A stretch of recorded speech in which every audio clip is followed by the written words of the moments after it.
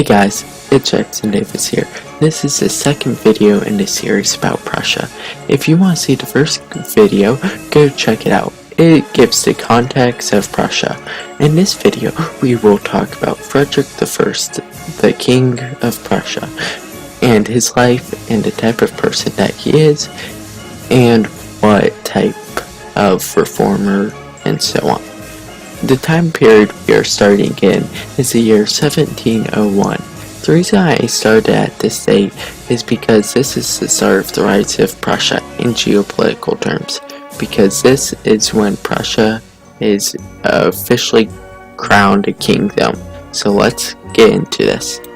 I know in the intro I said the video starts in 1701, but it really starts with Frederick's father. Frederick William was the father of Frederick I. He was a part of the Hohenzollern dynasty. This was a dynasty that controlled Prussia for almost its entire history. This dynasty built up Prussia from nothing. Frederick was a reformer. He created a standing army, which was new for Europe to have a standing army. Typically, monarchs used to declare war and then recruit people. But with a standing army, they didn't have to recruit as many people because they already had some. He had such a big standing army. In 1678, he had 40,000 soldiers. This army allowed Prussia to punch above its weight and defeat bigger foes. Frederick William had many reforms. He turned Prussia into an absolute state. An absolute state was a state where the government controlled all, and it was heavily militarily focused. William was a big supporter of mercantilism. Mercantilism is a type of trade. It is a type of trade where the government controls all. It fits in just to absolutism. If you are an absolute state, you are going to have a mercantilism trade. I'll leave a link to Tom Ritchie's video describing mercantilism in the description below.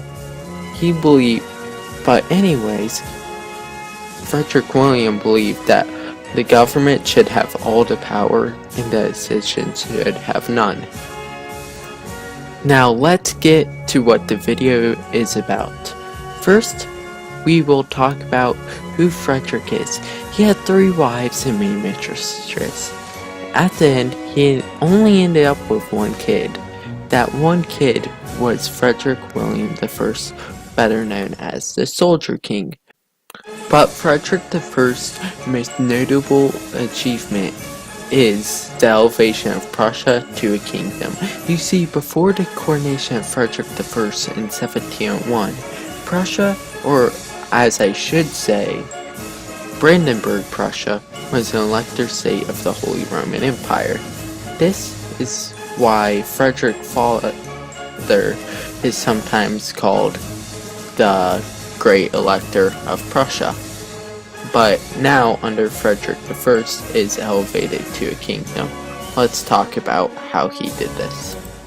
Crowning yourself king is more complicated than just putting a crown on your head.